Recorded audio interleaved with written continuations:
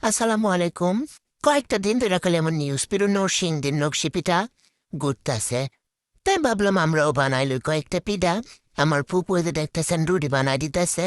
আর আমরা দুই বোনে সাইডে বয়ে থেকে পিঠা বানাইছি। এদের রুটি বানানি শেষ হইলে দিব, তারপরে তাছে সোয়াবিন তেল রুটির মধ্যে বড়াইলুম। বড়াইয়া তারপরে চিরুনি দিয়ে আঁকাইতে হয় আর কি, কিন্তু কথা হইতেছে আঙ্গুতো চিরুনি হারাই গেছে, এই কারণে দেখেন কি করছি। এই যে খেজুর কাঠ আছে না, খেজুর কাঠের পাশা কাটতে লইছি, তাহলে সুন্দর চিরুনির মতো দাগ হইব। মানে এটা দিয়ে দাগ দিয়া লুমু, দিয়া তারপরে এটার আবার মাথা দিয়া তুলমু।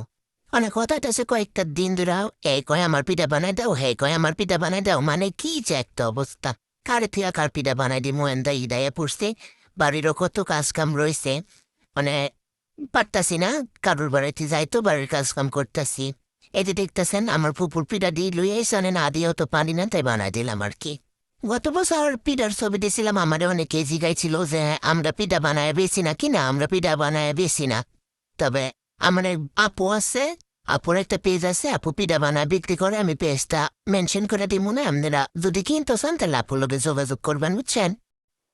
পিঠা বানানি শেষ হনে সাইড কাটমু, সাইড কাটার লাগে একটা টিন লইয়া, টিন দিয়া সুন্দর করে কুটুস কুটুস করে সাইড কাটতাছি, বুঝছেন।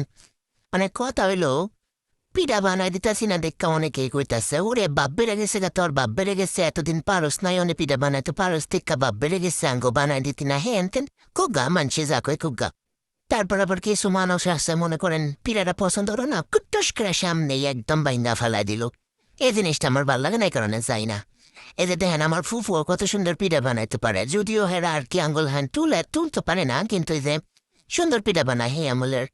এই যে আমার পিঠা বানানি শেষ একটা জিনিস দেখেন, পিঠা বানায় থুয়ার লেগে কিছু নাই, দেখতে সস মানে ডাকনার উপরে থুইছিলাম পিঠা। এদিন আমার বড় পুপুয়া পিঠা বানাইতেছে, মানে আমি দেখতে তো অবাক, আমার দুই পুপুই পিঠা বানাইতে পারে, ভাবা যায়। আর হেরা বানায় না, পিঠা বানায় নিজ সময় খেলে আঙ্গুরে ডাহে, আমরাই বানাইতাম। দেখেন আমার বোনের মাইয়ায় পিঠা বানাইছে, যদিও প্রথমবার।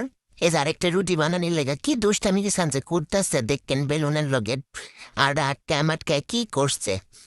তারপরেও শখ হ্যাপিটা বানাইবো মানে বানাইবই। এ জানে কি যে একটা অবস্থা, মানে ছেদা বেদা অবস্থা। যাই হোক, সালবাল মানুষ সেটু কাটায় নষ্ট করছে বিষয় না।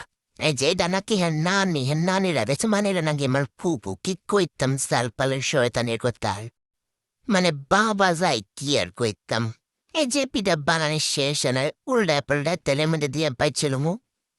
আমার মাইকো জানি গেছিল, পরে আমারে দিছিল একটু উল্টায় পাল্টায় বাঁচতো, মানে কি একটা অবস্থা, শুল আর মাথা চুপকা করে লইয়া উল্টায় পাল্টায় বাঁধা লাগবো।